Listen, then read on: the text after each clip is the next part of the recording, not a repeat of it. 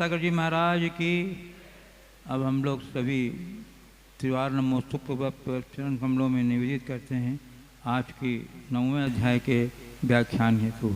नमोस्तु महाराज श्री, नमोस्तु महाराज श्री, नमोस्तु। मोक्ष मार्गशनेतारं भेतारं कर्म भूभृता ज्ञातारं विश्वतत्त्वानां वंदे सद्गुण लब्धये। जय बोलो अहिंसा परमो धर्म की। परम पूज्य आचार्य गुरुवर श्री विद्यासागर जी महाराज की। परम पूज्य मुनिवर श्री प्रमाण सागर जी महाराज की। परम पूज्य आचार्य मुनिवर श्री अरह सागर जी महाराज की। नमस्कार। आज 9वें अध्याय का प्रसंग है। इस अध्याय में संवर और निर्जरा तत्व की विवेचना है। यूँ कहें, मोक्ष मार्ग को पुष्ट और प्रशस्त करने की जो भी साधनाएं, उन सब का विधान इस अध्याय में। इस अर्थ में यह अध्याय बड़ा महत्वपूर्ण है। यहाँ हमारी साधना का मार्ग, हमारे अज्ञानता से कर्म का बंध होता है, जो हम आश्रय और बंध के रूप में देखते हैं, और उस कर्म के बंध की प्रक्रिया को नष्ट करने के लिए हमें विशिष्ट साधना करनी पड़ती है, जो संवर और निर्जरा के रूप में घटती है। जीवन में संवर और निर्जरा कैसे घटे, ये बहुत महत्वपूर्ण बात है। जब तक हम नए कर्मों के आगमन को नहीं रोकते और पुरातन कर्मों का विनाश नहीं कर लेते, तब तक मुक्ति की उपलब्धि असंभव है। तो कैसे हम नए कर्मों के आगमन को रोकें और पुराने कर्मों का विनाश किस भांति करें, उसका सांगोपांग दिग्दर्शन हमें इस अध्याय में देखने को मिलेगा। सबसे पहले सूत्र में संवर की परिभाषा करते हुए कह रहे हैं, आश्रव निरोध संवर। आश्रव के निरोध का नाम संवर है, यानी कर्म के आगमन के द्वार को बंद कर देना। जिन दरवाजे से कर्म आते थे, उन दरवाजों को बंद कर देंगे तो कर्म कैसे आएगा। अब वो कैसे हो। सगुप्ती समिति धर्मानुपेक्षा परिसजय चारित्र है।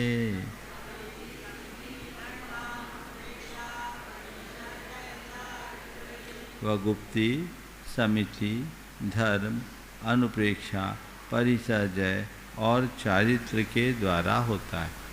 गुप्ती का मतलब है पाप क्रियाओं से आत्मा को बचाना। समिति का मतलब है प्रवृत्तिगत सावधानी, चलने फिरने, उठने बैठने, खाने पीने आदि की क्रियाओं में रखी जाने वाली सावधानी समिति कहलाती। धर्म जिसको धारण किया जाए, अनुप्रेक्षा जिसका बार बार चिंतन किया जाए, परिसजय सब ओर से समागत कष्टों को समतापूर्वक सहना, और चारित्र जिससे हित की प्राप्ति हो और अहित का निवारण हो, उसका नाम चारित्र है। या अशुभ से निवृत्ति और शुभ में प्रवृत्ति को चारित्र कहते हैं। ये समिति, गुप्ती समिति धर्म अनुप्रेक्षा परिसजय और चारित्र, ये छहों कारण, चूँकि व्रतों का उल्लेख पहले कर चुके, अन्यथा अन्यत्र ग्रंथों में व्रत को भी संवर का कारण बताया। ये कर्म के आश्रय को रोकने में निमित्त हैं। इन साधनाओं को जब हम अपनाते हैं तो कर्मों का आगमन रुकता है। और तपसा निर्जरा च, इसमें इसके अलावा एक तप भी ऐसा साधन है जो संवर का हेतु है, और संवर का हेतु तो है ही, निर्जरा का भी साधन है। तप से निर्जरा भी होती है।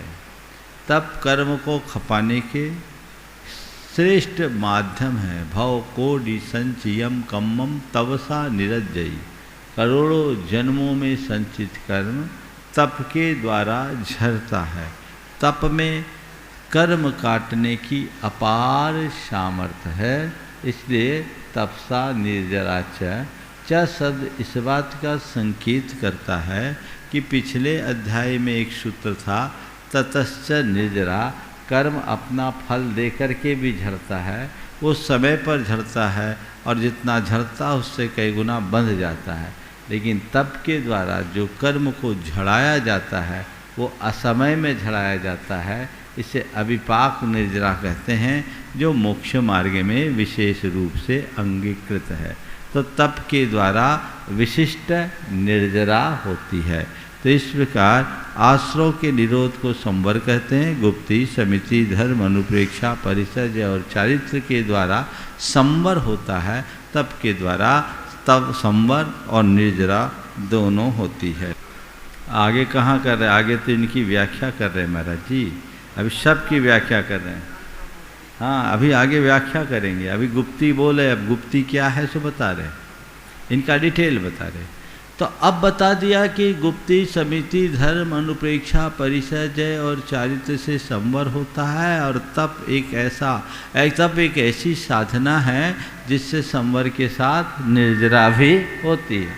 तो अब वो क्या है? गुप्ती किसको बोले और गुप्ती से संवर कैसे होता है? तो कहते हैं सम्यक योग निग्रहो गुप्ती। योगों का अर्थात मन वचन काय की प्रवृत्ति का सम्यक भले प्रकार से निग्रह नियंत्रण करना गुप्ती है। अपने मन वचन काय की प्रवृत्तियों में नियंत्रण करना। अगर हम मन को नियंत्रित करते हैं तो मन हमारा राग देश से अप्रभावित रहता है, और जब मन राग देश से अप्रभावित रहेगा तो तत्संबंधी पाप रुकेंगे कि नहीं रुकेंगे। हम अपने वचनों को नियंत्रित करते हैं, अनर्गल प्रलाप से दूर होते हैं, मौन रहते हैं, तो वचन संबंधी जो कर्म आश्रव होता है वो रुकेगा कि नहीं रुकेगा। इसी तरह अपनी शारीरिक कुचेष्टाओं को नियंत्रित करके एक जगह स्थिर रहते हैं तो काय की कुचेष्टा से होने वाले कर्म का बंध रुकेगा कि नहीं रुकेगा। तो ये गुप्ती संवर का कारण बनी कि नहीं बनी ना। तो मन वचन काय इन तीन योगों के निरोध के कारण मनोगुप्ति, वचन गुप्ति और काय गुप्ति के भेद से गुप्ति के तीन भेद हैं। अब है समिति। समिति का अर्थ बताया, प्रवृत्तिगत सावधानी का नाम समिति है। वो क्या है? इरियाभासेश नादान निक्षेपोत्सर्गाः समितयः।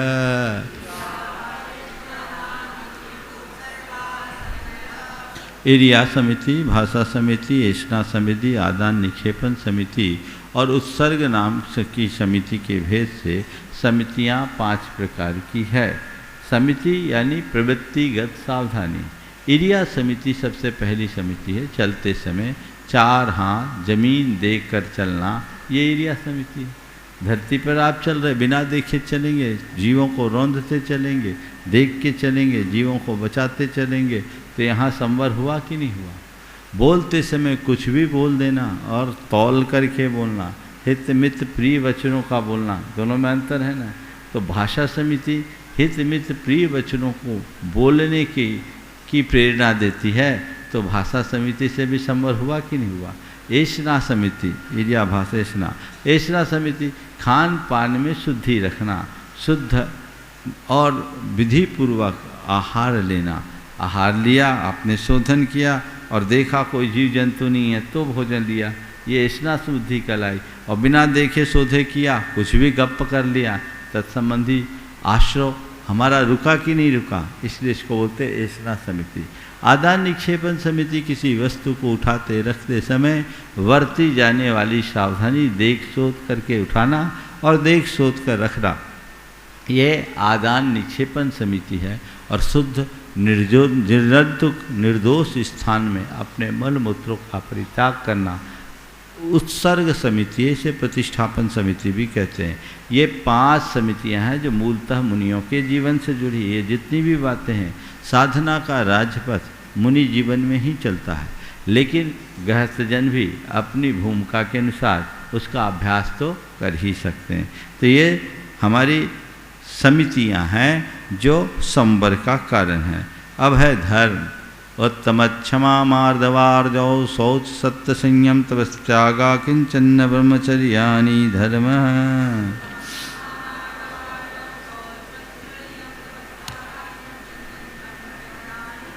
आप लोग किताब में सत्य शौच है, दोनों पाठ है, दोनों तरह के पाठ मिलते हैं। शौच सत्य भी मिलता है और सत्य शौच भी मिलता है। उत्तम क्षमा, उत्तम मार्दव, उत्तम आर्जव, उत्तम शौच, उत्तम सत्य, उत्तम संयम, उत्तम तप, उत्तम त्याग, उत्तम आकिंचन और उत्तम ब्रह्मचर्य, ये 10 प्रकार के धर्म हैं, धर्म नहीं, ये धर्म के 10 लक्षण हैं। रोज इनकी विवेचना हम सुन ही रहे हैं, इसलिए यहाँ पर अभी हम प्रकाश नहीं डालेंगे, क्योंकि 9वां अध्याय 1 घंटा में समेटना बहुत टफ काम है। इसलिए हम सीधे सीधे बातों को स्पष्ट करते हुए आगे बढ़ रहे हैं। इनमें उत्तम विशेषण केवल एक ही वजह से लगाया है कि ये सब हमें आत्मकल्याण के भाव से जुड़ करके धारना है। धर्म वही है जो धारण किया जाए, तो इन्हें धारा जाता है, पर दूसरों को दिखाने के लिए नहीं, अपने को सुधारने के लिए। तो सम्यक दर्शन के साथ जब हम इन्हें पालते हैं तो ये उत्तम कहलाते हैं, और सम्यक के अभाव में यही सब अनुत्तम हो जाते हैं। अब अनुप्रेक्षा अनित्यासरन संसारे गत्वा नत्वा सुच्चाश्रव संवर निर्जरा लोकबोधि दुर्लभ धर्म साक्षात् तत्वानुचिंतनमनुप्रेक्षा।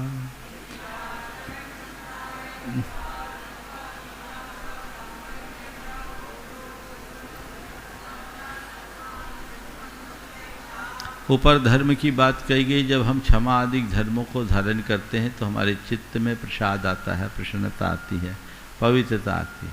तो उससे जो हमारे भावों में निर्मलता आती है वो नए कर्मों के आगमन को रोकती है और पुरातन कर्मों के विनाश का रास्ता प्रशस्त करती है। इसी प्रकार आगे के सूत्र में जिसकी अभी मैं चर्चा करने जा रहा हूँ, ये 12 भावनाओं की चर्चा है कि इन 12 भावनाओं का चिंतन करने से हमारे कर्म का आगमन रुकता है। ये हमारी प्रवृत्तियों को, ये हमारी चिदवृत्ति को नियंत्रित करते हैं। तो हमारी वृत्ति और प्रवृत्तियों में निरंतर परिवर्तन आता है, जिससे हमारे भाव और बर्ताव में भी बदलाव आता है। तो ये सब बदलाव इनके माध्यम से होता है। ये 12 भावना, इन्हें वैराग की जननी कहा है। वैराग उपावन माई बोला है। वैराग की उत्पत्ति में जो माता के समान है, ये 12 भावनाएं हैं। यदि नित्य व्यक्ति भाए इन्हें केवल इनके बारे में चिंतन न करे, अपितु इनको भा करके अपने चिंतन का अंग बना ले। पंक्तियाँ पढ़ने का नाम ओम, पंक्तियाँ पढ़ने का नाम 12 भावना नहीं है। 12 भावना का मतलब है इनको अपने चिंतन का अंग बना लेना। जैसे अनित्य जगत की नश्वरता का चिंतन करना। जब जगत की सारी वस्तुएं नश्वर हमें प्रतीत होती है तो हमारे मन में उनके प्रति किसी भी प्रकार की आसक्ति या मोह नहीं होता, मन दुखी नहीं होता। अशरण संसार में मृत्यु से कोई नहीं बच पाता। तो जब व्यक्ति अपने आप को लाचार बेबस महसूस करता है, उसका मन टूट जाता है। लेकिन जब अशरण भावना को भाता है तो उसे समझ में आता है यहाँ शरण कोई है नहीं, ये बात दूसरी, कोई शरण दे भी नहीं सकता, ये बात यथार्थ है। तो व्यक्ति कभी अपने आप को दुखी और हीन महसूस नहीं करता। संसार की वास्तविकता का चिंतन करने में, संसार दुखमय है, संसार के हर प्राणी के अंदर किसी न किसी प्रकार का दुख भरा हुआ है। ये आभास जब आता है तो हमारे मन में संसारिक दुखों से कुछ सहने की सामर्थ्य विकसित होती है। एकत्व और अन्यत्व अनुप्रेक्षा। एकत्व अनुप्रेक्षा अपने आत्मा के एकाकीपन का चिंतन कि हम इस संसार में अकेले आए हैं, अकेले जाएंगे। अगर इस तरह का चिंतन हमारे हृदय में गहरा होता है तो परमुखापेक्षिता समाप्त हो जाती है। फिर हमारी दृष्टि किसी के साथ जुड़ती नहीं और हम फिर किसी से किसी प्रकार का शिकायत भी नहीं रखते। इसको बोलते एकत्व अनुप्रेक्षा। अन्यत्र हम अकेले तो हैं ही पर अनोखे भी हैं, सबसे अलग हैं। आत्मा और शरीर की भिन्नता का आभास, जगत के अन्य प्राणियों से अपनी पृथक सत्ता का आभास, ये अन्यत्व अनुप्रेक्षा सिखाती है। इसी तरह अशुचि, शरीर की अशुचिता का आश्रव, निरंतर होने वाले कर्म के आगमन के प्रति जागरूकता को, संवर कर्म को रोकने की प्रक्रिया को और निर्जरा कर्म को झड़ाने की प्रोसेस को हमारे हृदय में बिठाती है। इनको हम जब निरंतर भाते हैं तो उससे हमारे चित्त को विशिष्ट समाधान मिलता है। लोक भावना में लोक के आकार का चिंतन करने से हमारे परिणामों में निर्मलता आती है, जिसमें हम संपूर्ण लोक के जीवों के और उनके दुखों का भी चिंतन करते हैं। बोधि दुर्लभ, बोधि का मतलब होता है ज्ञान, ज्ञान की प्राप्ति, सद्बुद्धि की प्राप्ति लोक में कितनी दुर्लभ है, और हम अपने जीवन में जो कुछ भी पाए हैं वो कितनी दुर्लभता से पाए हैं, इस बात का एहसास जब हमारे मन में होने लगता है तब हम अपने जीवन का पथ विशेषतया प्रशस्त कर सकते हैं। और फिर धर्म साक्षात तत्वानुचिंतन, ये 12वां है कि धर्म के बारे में जो कुछ भी कहा गया वो सही कहा गया है, धर्म ही मेरे जीवन का सहारा है, इस प्रकार का चिंतन करना धर्म साक्षात तत्वानुचिंतन है। ये 12 भावनाएं हैं, इन 12 भावनाओं को समझना। हम लोग व्यवहार में धर्म भावना कहते हैं, ये नहीं, इस सूत्र का अर्थ ठीक से समझना। धर्म साक्षात तत्वानुचिंतन, धर्म में जो कहा गया है वो सही कहा गया है, धर्म का मार्ग सही है, इस बात का बार बार चिंतन करना धर्म साक्षात तत्वानुचिंतन कहलाता है। अब बताते हैं परिसह जय। परिसह शब्द 2 शब्दों के मेल से बना है। परि यानी सब ओर से, सह यानी सहन करना। सब ओर से समागत कष्टों को समतापूर्वक सहने का नाम परिसह है। तो सबसे पहले परिसह जय की परिभाषा बता रहे हैं। मार्गाच्चमन निर्जरार्थम परिशोढव्या परिसह।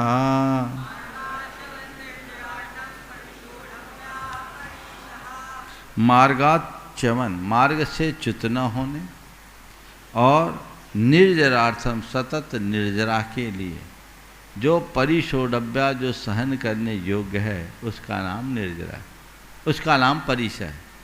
हमारे लिए हम अपने संवर के मार्ग में बने रहे तो जो है उसको सहो, उससे कर्म की निर्जरा होगी। जो मनुष्य जितनी अधिक प्रतिकूलताओं को सहता है वो उतना अधिक समर्थ होता है। तो परिसह जय अर्थात दुखों को सहने का अभ्यास करना और जीवन में आए हुए कष्टों को क्षमतापूर्वक सहना, ये हमारे कर्म के संवर का कारण तो बनता ही है, और ये आगे चलकर हमारी निर्जरा का भी हेतु बनता है। तो संवर्ग के मार्ग से च्युत न होने और निर्जरा को बनाए रखने के लिए जो सहन करने योग्य है उसका नाम परिसह है। ये 22 परिसह हैं और इनको क्षमतापूर्वक सहने का नाम 22 परिसह जय है। वो 22 परिसहों के नाम अगले सूत्र में।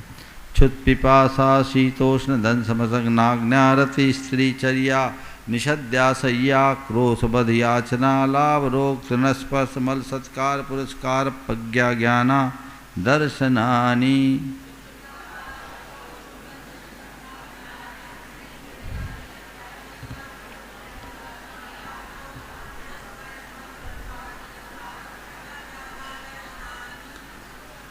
मुनि का जीवन प्रकृति के ऊपर निर्भर रहता है और उसके जीवन में कभी भी कुछ भी हो सकता है, पर उन कष्टों से विचलित न होना, उनको क्षमतापूर्वक सहना परिसह जय है। वे 22 परिसह हैं। क्षुत पिपासा, भूख प्यास की वेदना को सहन करना, पहले 2 परिभाषा। 24 घंटे में एक बार भोजन लेना, उसमें भी अंतराय है, उपवास है, उसको सहना। ये क्या है? भूख को विजय करना। पिपासा, प्यास को जीतना। प्रचंड गर्मी है और एक बूंद पानी पेट में नहीं गया, कंठ सूख रहा है, फिर भी उसको सहन करना है ना, आकुलता पूर्वक नहीं, क्षमता पूर्वक। ये भूख जय, प्यास जय है। फिर शीत और उष्ण, सर्दी और गर्मी की बाधा को सहना। कड़कड़ाती ठंड हो, चिलचिलाती धूप, सर्दी में कंबल को याद नहीं करना और गर्मी में कूलर को याद नहीं करना, उसको सहन करना। ये क्या है? शीत और उष्ण परिसह है। फिर दंश मशक, दांस मच्छर आदि की बाधाओं को क्षमता पूर्वक सहना, ये दंश मशक है। नाग्न, नग्न दिगंबर मुद्रा धारण करके निर्विकार बने रहना, कोई छोटी मोटी बात नहीं है। अरति, अपने संयम के प्रति रुचि बनाए रखना, संयम से कभी ऊबना नहीं। समझ गए? एक बार भोपाल में एक बहन जी ने मुझसे पूछा, महाराज आप लोग बोर नहीं होते? बोले क्या मतलब? आप लोग बोर नहीं होते? बोले क्या मतलब? बोले महाराज हम लोग रोज़ वही खाना पकाते हैं, घर का काम करते हैं, बोर हो जाते हैं। आपको भी रोज़ वही सामायिक करना, वही प्रवचन करना, वही क्लास लेना, आप बोर नहीं होते? मैंने कहा देखो आप ऊबते नहीं, उनका सब था ऊबते नहीं। मैंने कहा जो अपने में डूबा रहता है वो कभी ऊबता नहीं। हमारे और तुम्हारे अनुभव में एक अंतर है, तुम्हारे रोज़ के भोजन का अनुभव एक सा है, पर हमारी हर सामायिक का अनुभव नया होता है। तो अंदर से उत्साह बनाए रहे। संयम में अरति ना होना, ये अरति परिसजय है। फिर है स्त्री, स्त्रियों के मध्य रहकर उनके हाव भाव विलास के मध्य भी अपने आप को निर्विकार बनाए रखना, ये भी एक परिचय है। चर्या, पैदल चल रहे हैं, पाँव छिल गए, खून आ रहे हैं, फिर भी मन का उत्साह खंडित नहीं होना और किसी प्रकार के सहारे का आलम्बन नहीं लेना, ये चर्या परिषद है।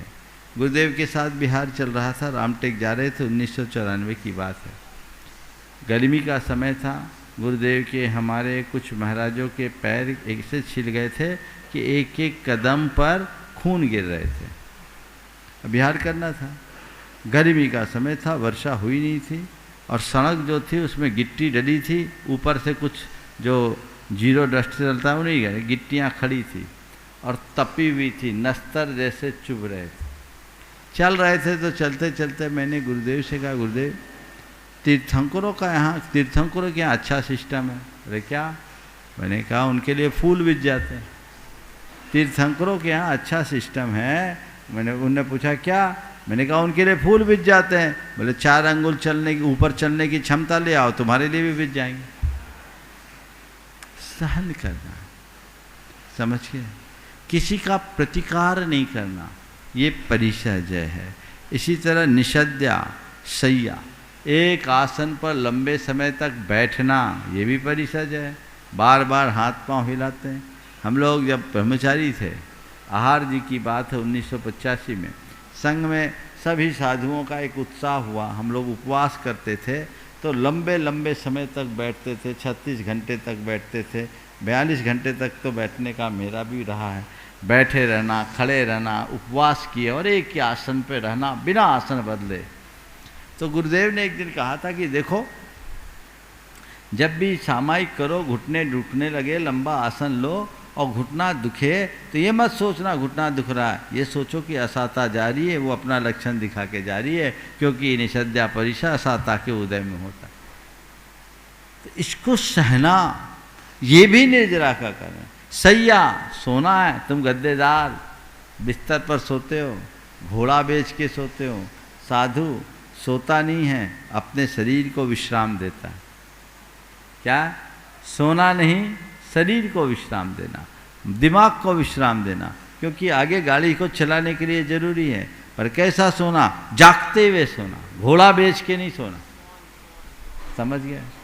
बिना कुछ बिछाए, बिना कुछ ओढ़े, निरावरण रहे, ये सैया भी एक परिसर है।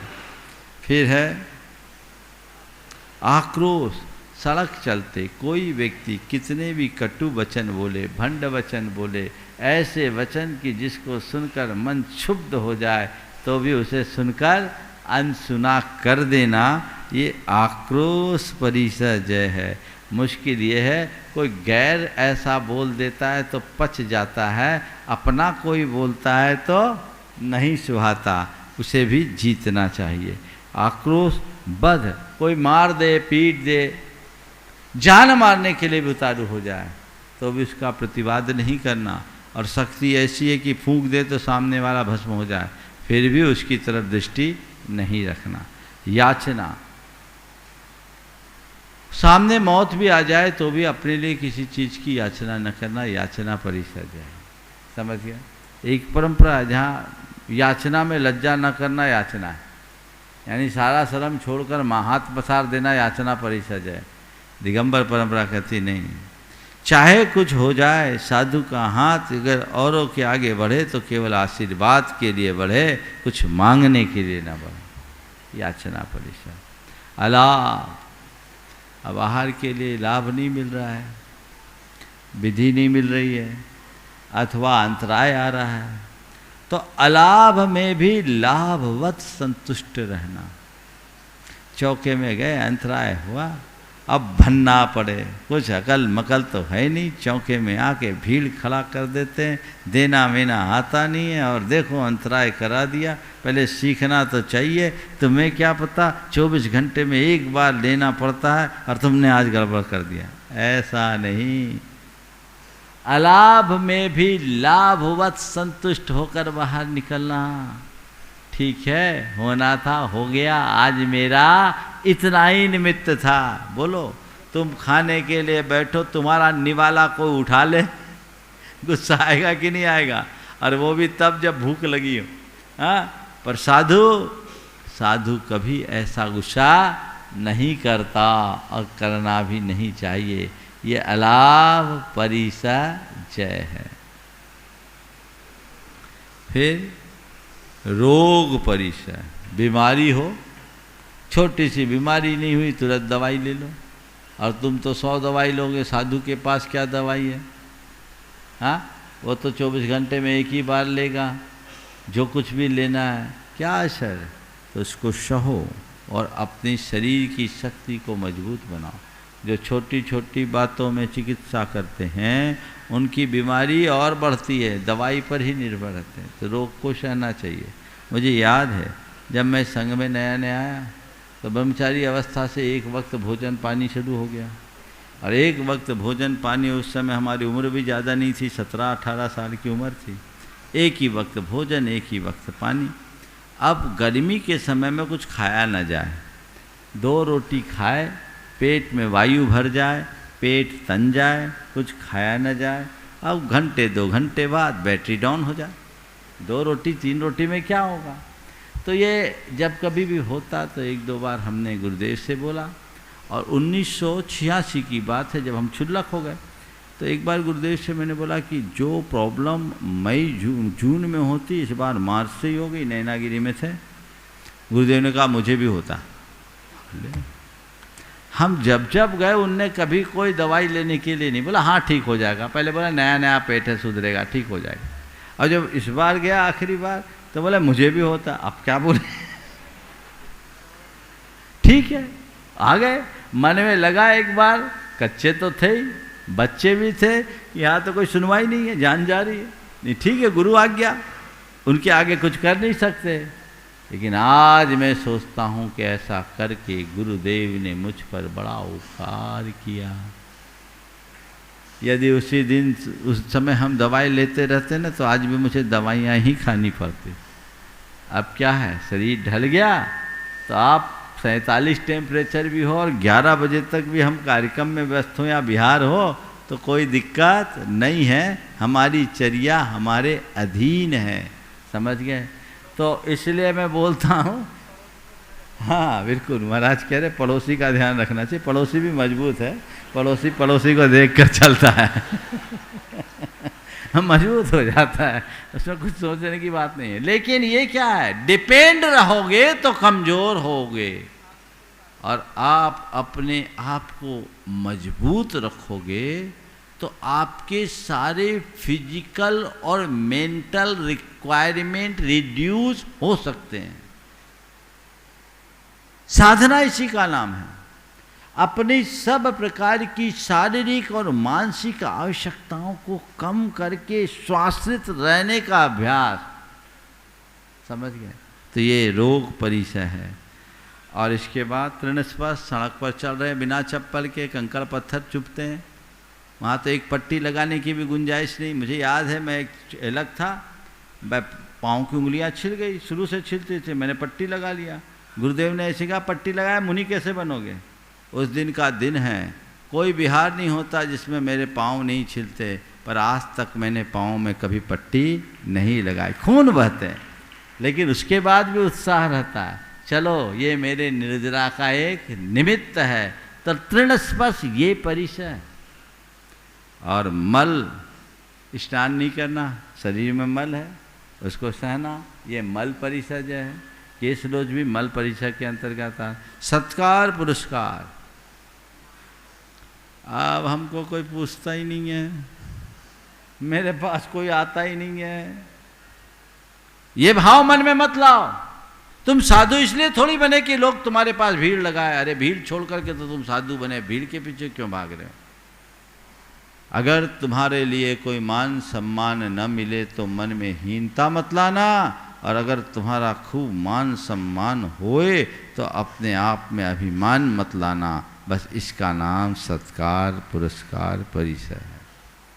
प्रज्ञा और अज्ञान, ज्ञान की अधिकता, वाग्मिता है, प्रवचन में पटु है, सब तरफ बोल बाला है, तो उसका अभिमान होना ये प्रज्ञा परिचय है, अपने अज्ञान का प्रदर्शन है।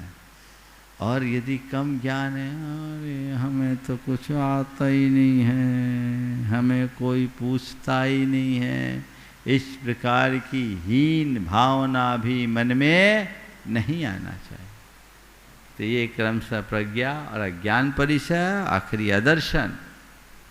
लंबे लंबे समय तक साधना में जीवन बिताते बिताते भी मार्ग के प्रति अश्रद्धा न आना, ये पंचम काल है। इसमें न तो केवल ज्ञान है, न कोई एक छोटी सी रिद्धि है, मुक्ति तो बहुत दूर। लेकिन फिर भी इस मार्ग के प्रति जीवन की आखिरी सांस तक उत्साह बनाए रखना, श्रद्धान को मजबूत बनाए रखना, श्रद्धान को कहीं से कम न होने देना, ये अदर्शन परिचय है। ये 22 परिचय हैं जिसे मुनिगण जीतते हैं, और जीतते हैं तभी अपने मार्ग में टिके रहते हैं। एक बात ध्यान जरूर रखना कि परिचय जय उत्तर गुण है, मूल गुण नहीं।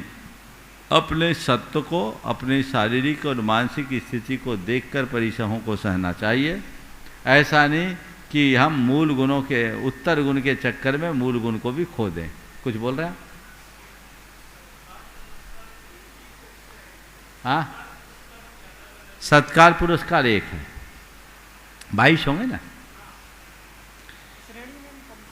हाँ हाँ रहेंगे, आगे आ रहा है। सूक्ष्म सांप्राय छदमस्त वीतराग्योश चतुर्दश।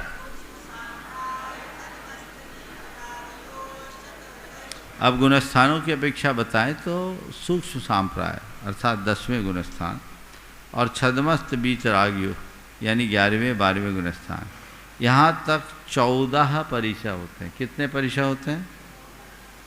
अर्थात इनके पास जो दर्शन मोहनी संबंधी परिचय है वे, और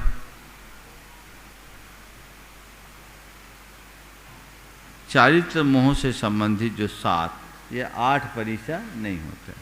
अदर्शन, नांग्न, अरति, स्त्री, निषद्या, आक्रोश, याचना और सत्कार पुरस्कार परिचय नहीं होते। देखिए एक बात है, अभी महाराज जी ने कहा श्रेणी में भी परिचय होते हैं। हाँ, कर्म का अस्तित्व होने की अपेक्षा वहाँ पर परिचय बताएं, लेकिन ये जो भी चीज़ें हैं हमें जहाँ तक प्रमाद है वहीं तक प्रभावित करती। 6ठे गुणस्थान से ऊपर इनका व्यक्त रूप देखने को नहीं मिलता। बाद 11 जिनेंद्र भगवान के लिए 11 परिचय होते हैं, समझिए, वो भी कर्म के अस्तित्व की अपेक्षा। बादर सांप्राये सर्वे, बादर सांप्राय अर्थात स्थूल कषाय वाले जीवों के सभी परिचय होते हैं। तो इसमें भी ये समझना कि 7वें गुणस्थान तक सब और 8वें 9वें गुणस्थान में 21 परिचय होंगे, क्योंकि वहाँ अदर्शन परिचय नहीं होता। ज्ञानावरणे प्रज्ञा ज्ञाने, ज्ञानावरण कर्म के कारण प्रज्ञा और अज्ञान परिचय होता है। जिनके ज्ञानावरण कर्म का क्षोभसम बढ़ गया उनको प्रज्ञा परिचय, ज्ञान बढ़ गया, और जिनको ज्ञानावरण कर्म का उदय आ गया उनको अज्ञान परिचय हो गया। दर्शन मोहांतरायोर दर्शना लाभो, दर्शन मोहांतरायो रदर्शना लाभो। दर्शन मोहनी और अंतराय इन 2 कर्मों के निमित्त से अदर्शन और अलाभ परिचय होता है। दर्शन मोहनी के निमित्त से अदर्शन परिचय, इसका उदय 7वें गुणस्थान तक होता है, तो ये परिचय 7वें तक ही होते हैं। और अंतराय कर्म के उदय से अलाभ परिचय होता है। चारित्र मोहे नाज्ञारति स्त्री निषद्याक्रोश याचना सत्कार पुरस्काराः।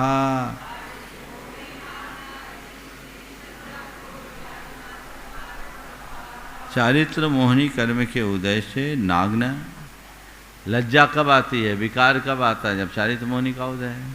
अरति, संयम में उकताहट क्यों आएगी, जब चारित्र मोहनी कर्म का उदय हो। स्त्री को देखकर विकार क्यों आएगा, जब चारित्र मोहनी कर्म का उदय होगा।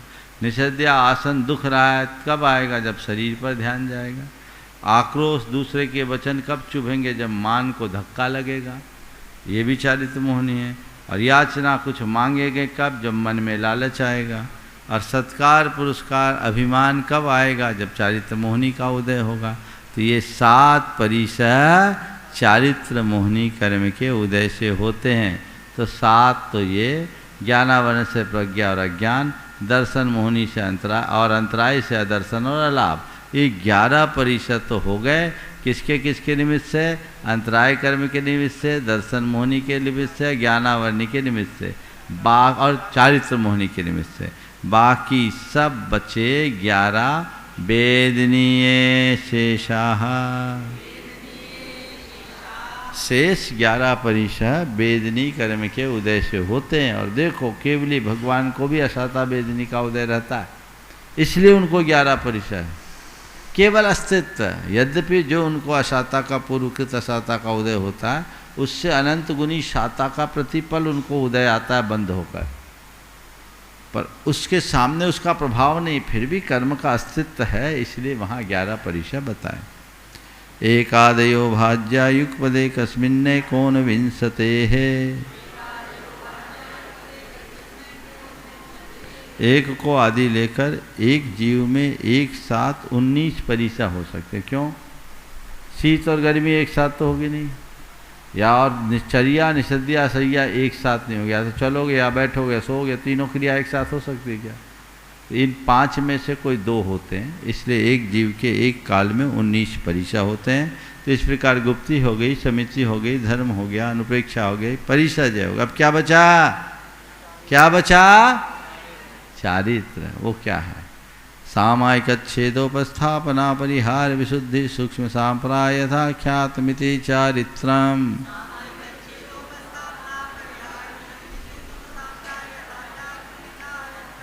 सामायिक छेदोपस्थापना परिहार विशुद्धि सूक्ष्म सांप्राय और यथाख्यात, ये चारित्र है।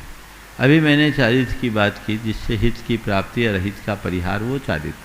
यहाँ जो चारित्र की चर्चा की गई उसी संदर्भ में मुनियों के चारित्र को प्रमुखता है। यहाँ किसकी चर्चा, मुनियों की। साम भाव में स्थिर रहने का नाम सामायिक है। गहित चारित्र में दोष लगने पर उनका शोधन कर पुनः मूल रूप में स्थिर होने का नाम छेदोपस्थापना चारित्र। फिर तीसरा है परिहार विशुद्धि। परिहार विशुद्धि एक विशिष्ट प्रकार का चारित्र होता है जो किन्हीं किन्हीं मुनिराजों को होता है। इस चारित्र की विशुद्धि से सब प्रकार की हिंसा का प्रतिकार हो जाता है। चारित्र की जिस विशुद्धि से हिंसा का पूर्णतः परिहार हो उसको बोलते हैं परिहार विशुद्धि। ये किन को होता है, जो 30 वर्षों तक घरों में रहकर भोग का अनुभव करे और उसके बाद तीर्थंकर परमात्मा के पाद मूल में दीक्षित होकर 8 वर्ष तक प्रत्याख्यान यानी जिसमें त्याग तप का विशेष वर्णन है उस पूर्व का अध्ययन करे। उनमें से किन्हीं किन्हीं मुनिराज को ये परिहार विशुद्धि चारित्र होता है। इनका चातुर्मास नहीं होता है, प्रतिदिन 2 कोस गमन करते ही हैं।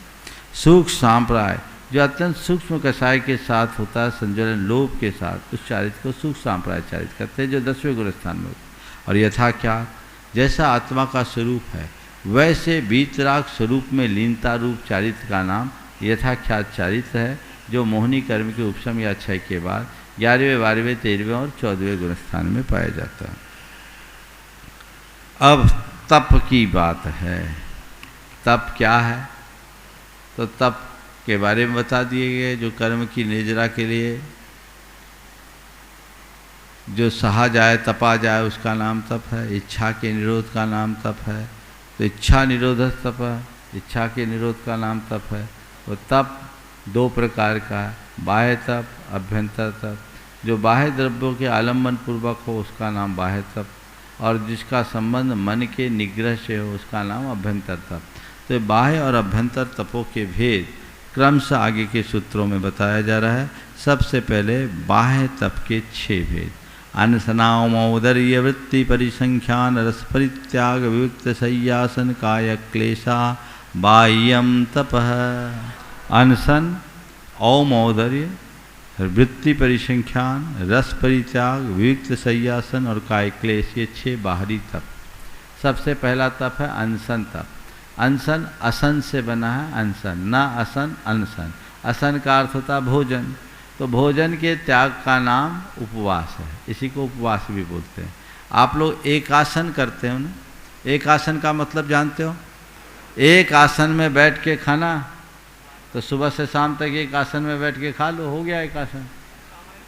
हाँ, एक आसन का अर्थ ये नहीं कि एक आसन में बैठकर खाना। एक आसन का असली मजा है एक आसन लेना, एक बार का भोजन लेना। एक ही बार में दोनों बार का ले लोगे तो एक आसन नहीं 2 आसन हो जाएगा, समझ गया? एक बार। कई लोग ऐसा करते हैं, हमने एक आसन लिया तो थाली में ही खुला करेंगे, और बाजू वाला खा रहा है तुम खुला कर रहे हो, सामने वाले को गलानी हो रहा है। उठ के बाहर जाने में एक आसन नहीं जाता, समझ गए?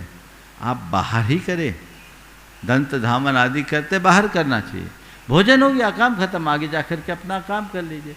तो एक बार के आसन का नाम एक आसन है।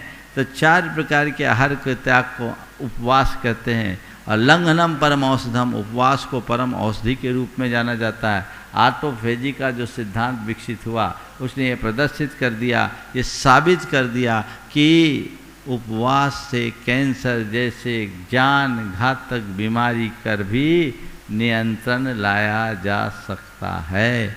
व्यक्ति को अपनी शक्ति के अनुसार उपवास करते रहना चाहिए। उपवास में कमजोरी नहीं आती, बल्कि शरीर का शुद्धिकरण होता है। दूसरा उनोदर, भूख से कम खाना उनोदर है। 1 ग्रास लेकर आ जाना या 1 ग्रास कम लेकर के आना उनोदर है। उनोदर करो, उनोदर का भी अपना एक्सपीरियंस है। उपवास से भी कठिन कई बार उनोदर होता है। मैंने कई बार ऐसा लिया उनोदर में कि केवल 1 ग्रास लूँगा और कुछ नहीं।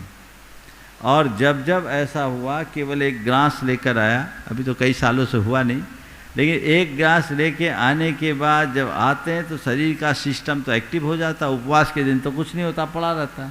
1 ग्रास गया, लौट के आने के बाद शरीर को सामान होने में 15 से 20 मिनट लगते, खदबद चालू हो जाता। ये है उनोदर तप। इसमें आशा की निर्वृत्ति होती। सामने वाला तो देना चाह रहा है, पर मुझे कितना लेना मुझे पता है ना। अभी लोगों की शिकायत होती, महाराज आप ले नहीं रहे। लेना ही नहीं है तो कितना लेंगे? जितना लेना है उतना ही लेना है, इसको बोलते हैं उनोदर। फिर है वृत्ति परिसंख्यान। आहार के समय मुनि द्वारा आहार संबंधी नियम लेने का नाम वृत्ति परिसंख्यान है। वृत्ति परिसंख्यान अपनी आशा की निर्वृत्ति के लिए लिया जाता है। इतने सारे भक्त हैं, किसके यहाँ जाए? तो जिसके यहाँ जाए वहाँ जाए। इसमें तमाशा नहीं बनना चाहिए। आप जाइए, चक्कर पर चक्कर मत काटिए। एक बार सहज नज़र में देख लीजिए और काम खत्म। विद्युतवत निकल जाइए। और ऐसी बारीक चीज़ों की विधि मत लीजिए कि खड़े होकर आपको देखना पड़े, वो लौंग इलायची गिनाते रहे। तमाशा, सीधे सीधे चले जाओ। भोजन की वृत्ति, पात्र की वृत्ति, दाता की वृत्ति और ग्रह की वृत्ति के भेद से 4 प्रकार की वृत्ति होती है। मैं भोजन में आज इतनी ही प्रकार की चीज़ लूँगा, ये भी मेरी वृत्ति है। आज मैं इस प्रकार के पात्र में कोई देगा तो ही लूँगा, नहीं तो नहीं लूँगा। लेना तो कर पात्र में, पर ऐसे पात्र में देगा तो लूँगा, नहीं तो नहीं लूँगा। क्षमा सागर जी महाराज का एक अनुभव है। उनने लिया, मैं चांदी के पात्र में नहीं लूँगा, और उस दिन किसी ने दवाई घोली, वो चांदी के ही पात्र में घोली, उन्हें दवाई नहीं ली। इसी प्रकार भोजन की वृत्ति, भोजन में इतनी प्रकार की सामग्री, ग्रह की वृत्ति और दाता की वृत्ति। मैं अमुक घर में जाऊंगा या अमुक दाता के यहाँ जाऊंगा। मैं ऐसा नियम भी ले सकता हूँ कि आपके ही घर जाऊँ। और मेरे ऐसे कई अनुभव हैं। जिस दिन हमने व्यक्ति विशेष का नियम लिया, भाई साहब नदारत, हम वापस लौट के आ गए। अलाभ कई, एक दो नहीं, कई अलाभ हुए। हम जिनके लिए खोज रहे हैं वो हमारे पीछे घूम रहे हैं। वो है नहीं, नदारत है। तो अब क्या करें? एक बार ऐसे ही हुआ, मैं घूम के आया, विधि नहीं मिली। लोगों ने बोला महाराज आज आपकी क्या विधि थी, विधि क्यों नहीं मिली? मैंने कहा मेरी विधि मेरे पीछे घूम रही थी, मैं क्या करूं?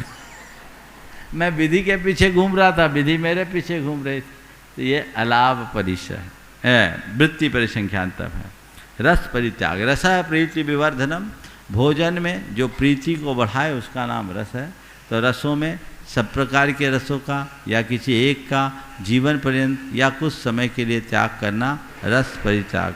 और काय क्लेश, शारीरिक कष्टों को क्षमतापूर्वक वियुक्त शय्यासन, एकांत स्थान में शयन करना, आसन लगाना, ध्यान करना, ये वियुक्त शय्यासन है। ये अपने भय संज्ञा को जीतने का एक सबल निमित्त है। हर कोई एकांत में नहीं रह सकता, लोगों को बड़ी गड़बड़ होती है ना, मन में धुकपुक होता। मैं देवगढ़ में था, हमने रात भर साधना करने के ख्याल से वहीं रहे पहाड़ पे। कुछ युवक थे अशोकनगर के, वो थोड़ी दूरी पे रहने लगे।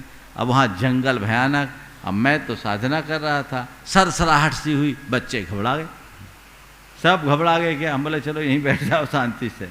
मन में कुछ धुकपुक होती है ना, एकांत स्थान में ध्यान लगाना, शयन करना, आसन लगाना, ये विविक्त शय्यासन नाम का तप है जो हमारे अंदर की निर्भयता को बढ़ाता है। और काय क्लेश, शारीरिक कष्टों को क्षमतापूर्वक सहन करना, ये 6 प्रकार के बाह्य तप हैं जो कर्म निर्जरा का सशक्त माध्यम है। अब अंतरंग तप, प्रायश्चित विनय वैयावृत स्वाध्याय, प्रायश्चित विनय वैयावृत्य स्वाध्याय व्युत्सर्ग ध्यानान्युत्तरम। प्रायश्चित, विनय, वैयावृत, स्वाध्याय, विसर्ग और ध्यान, ये उत्तर अर्थात अभ्यंतर तप है। प्रायश्चित किसको बोलते हैं? अपराध शोधन की प्रक्रिया का नाम प्रायश्चित है। प्रायश्चित शब्द 2 शब्दों के मेल से बना है, प्राय और चित्त। प्राय का मतलब होता है अपराध और चित्त का मतलब है शुद्धि। जिससे अपराधों की शुद्धि हो उसका नाम प्रायश्चित है। तो ऐसा कोई पाप नहीं जो प्रायश्चित से साफ न हो सके। अगर हमारे द्वारा कोई गलती हो तो हमें उसकी प्रायश्चित करके उसका शुद्धिकरण करना चाहिए। प्रायश्चित दंड नहीं है, दंड दिया जाता है, प्रायश्चित लिया जाता है। अपने आप में अगर मन में कोई अपने अपराध का बोध हो तो गुरु के समक्ष जाकर अपना हृदय खोले और प्रायश्चित ले और अपने आप को कृतार्थ महसूस करे। इसी तरह विनय, पूज्य पुरुषों के प्रति हार्दिक आदर भाव का नाम विनय। वैयावृत, मुनियों को 10 प्रकार के मुनियों की सेवा शुश्रूषा करना, उनके कष्टों का निवारण करना, उनके गुणानुराग के साथ उनके चरणों को सहलाना, ये क्या है? वैयावृत तप है। स्वाध्याय, ज्ञान की भावना और आलस्य के त्याग को स्वाध्याय कहते हैं। व्युत्सर्ग, शरीर के प्रति अहंकार और ममकार का या ममत्व का त्याग करना, इसको क्या बोलेंगे? व्युत्सर्ग या कायोत्सर्ग। और ध्यान, चित्त की एकाग्रता का नाम ध्यान है। ये 6 अभ्यंतर तप हैं क्योंकि इनका संबंध हमारे मन के निग्रह से। अब इन्हीं 6 तपों का विस्तृत विवेचन आगे के सूत्रों में है। 9 14 पंचद्विभेदा यथाक्रमं प्राग ध्याना। 9, 4, 10, 5 और 2 इनके यथाक्रम से भेद हैं। प्राग ध्याना, ध्यान के पहले, ध्यान को छोड़ दिया, बाकी सबको बता दिया क्योंकि ध्यान के बारे में विस्तार से बताएंगे। प्रायश्चित के 9 भेद, विनय के 4 भेद, वैयावृत्ति के 10 भेद, स्वाध्याय के 5 और व्युत्सर्ग तप के 2 भेद हैं। सबसे पहले प्रायश्चित के 9 भेदों का उल्लेख आगे के सूत्रों में। आलोचना, प्रतिक्रमण, तदुभय विवेक, व्युत्सर्ग तपश्छेद परिहारोपस्थापना।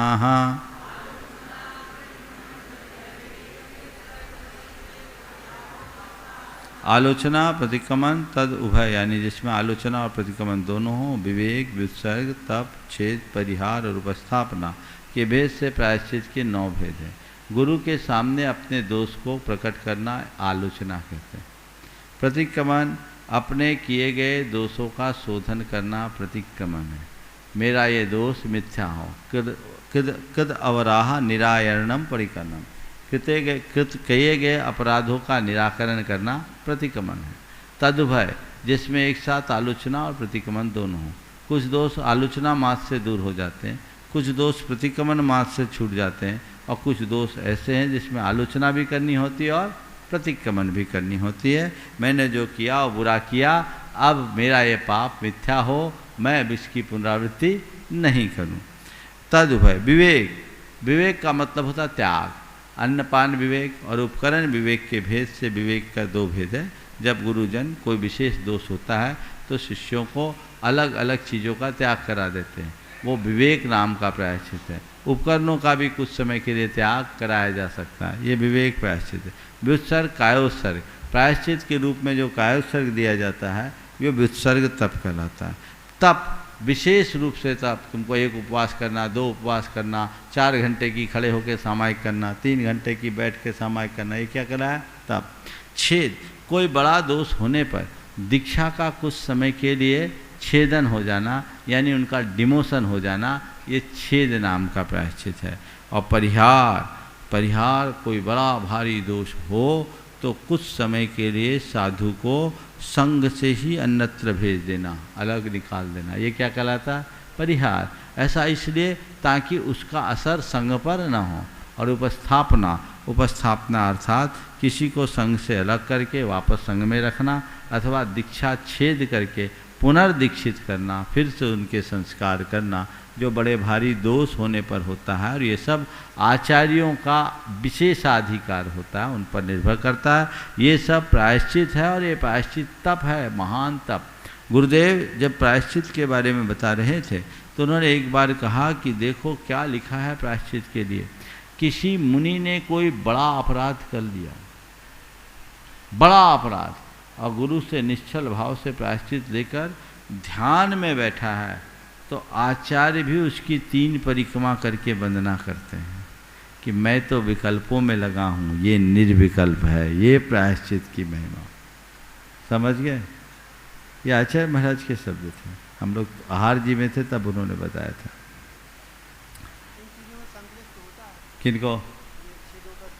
देखो संकलेश तब होगा जब उसकी, हाँ बिल्कुल बहुत अच्छी बात कही महाराज जी, कह रहे हैं कि अगर ऐसा साधु का डिमोशन हो जाए, दीक्षा छेद दिया, बाहर निकाल दिया, फिर उसको रख दिया, संकलेश तो होता है। लेकिन जिसके हृदय में अपने कल्याण की प्रबल ललक होती है और वैराग्य दृढ़ होता है, अपना शुद्धिकरण चाहता है, वो उसमें भी हर्षित होता है और सोचता है गुरु ने मुझ पर उपकार करके मेरा उद्धार कर दिया। और वैराग्य की शून्यता होगी तो उसे वो दंड मानेगा, और वैराग्यवान होगा तो उसे अपना सौभाग्य मानेगा कि ये मेरे पाप के शोधन का एक श्रेष्ठ निमित्त बना। सारा खेल दृष्टि पर निर्भर है। आलोचना और प्रतिक्रमण में आलोचना केवल मेरे द्वारा ये पाप किया गया, ये मेरा पाप मिथ्या हो, गुरु के समक्ष आलोचना की जाती है। और प्रतिक्रमण गुरु के समक्ष भी हो सकता है, परोक्ष में भी हो सकता है।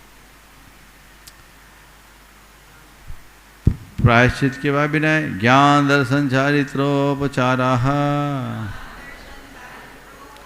ज्ञान दर्शन चारित्र और उपचार विनय के भेद से विनय के 4 भेद हैं। विनय तब के ज्ञान और ज्ञानवंतों का विनय करना ज्ञान विनय है। दर्शन और दर्शन के आराधकों की विनय करना दर्शन विनय। चारित्र का निर्दोष पालन करना और चारित्र के आराधकों की विनय करना चारित्र विनय है।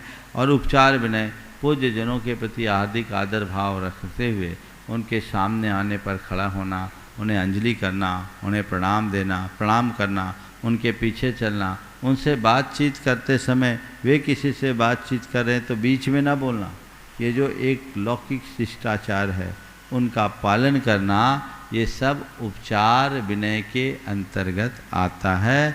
एक जगह लिखा है कि गुरु के आसन पर गुरु के अभाव में भी मत बैठो, ये भी उपचार विनय के अंतर्गत आता है। अब है वैयावृत्त 10 प्रकार। आचार्योपाध्याय तपस्वी शैक्षिक ग्लान गण कुल संग साधु मनोज्ञाना।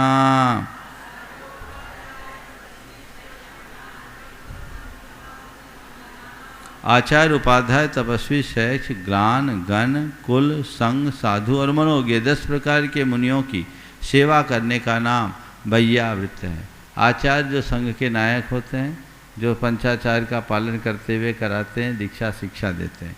उपाध्याय जो संघ में अध्ययन अध्यापन का कार्य करते हैं। तपस्वी जो विशिष्ट तपस्या करते हैं। शैक्ष जो अध्ययनशील मुनि हैं जो विशेष अध्ययन करते हैं। और ग्लान जो बीमार साधु हैं। गण वृद्ध साधुओं की संतति को गण कहते हैं जो बुजुर्ग साधु हैं। कुल दीक्षादायक आचार्य की परंपरा को कुल कहते हैं। और संघ ऋषि मुनि यति अनगार रूप 4 प्रकार का श्रमण संघ होता है। ऐसे और साधु चिर प्रवर्जितो साधु जो लंबे समय से दीक्षित मुनि उनको बोलते साधु। और मनोज्ञाना मनोज्ञ अभिरूप है जो अभिरूप है, जिनकी बड़ी प्रभावना है, जिनकी लोक मान्यता है, वो मनोज्ञ साधु के अंतर्गत कहलाते हैं। अथवा दीक्षाभिमुखो जो दीक्षा के अभिमुख है, जिसकी आप दीक्षा होने वाली है। सब लाइन लगे हैं ना, ये सब क्या कहलाते हैं? मनोज्ञ। इनकी वैयावृत्ति मुनि महाराज कर रहे हैं। मुनि महाराजों के लिए, आप लोगों के लिए नहीं, आप लोग तो करेंगे ही। मुनि वैयावृत्ति, मुनि की वैयावृत्ति करता है। और इसके लिए 2 फल बताएं, ग्लानि पर विजय और सनाथता का अनुभव। ये 2 विशेष फल हैं वैयावृत्ति की।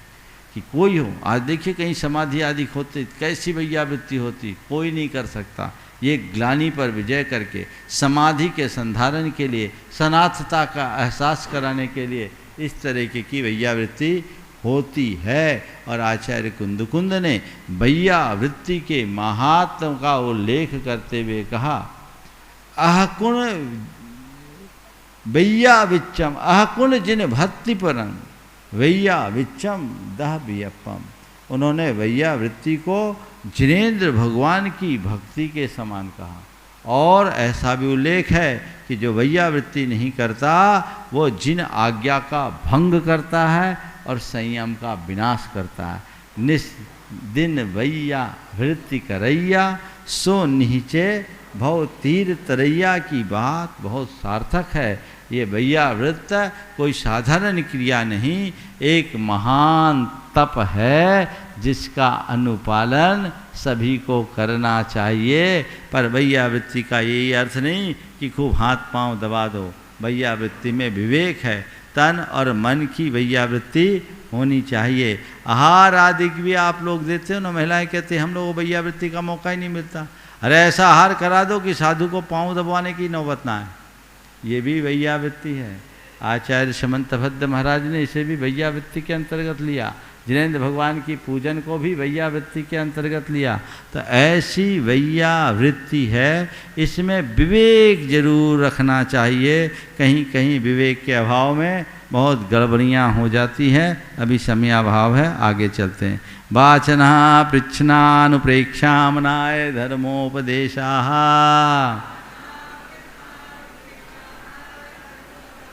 वाचना पृच्छना अनुप्रेक्षा आमनाय और धर्मोपदेश के भेद से ये स्वाध्याय के 4 भेद हैं, 5 भेद हैं। वाचना ग्रंथार्थ उभय प्रधानम, वाचना भी ये जो चल रही है, जहाँ हम ग्रंथ और उसके अर्थ को पढ़ रहे हैं, इसको बोलते हैं वाचना।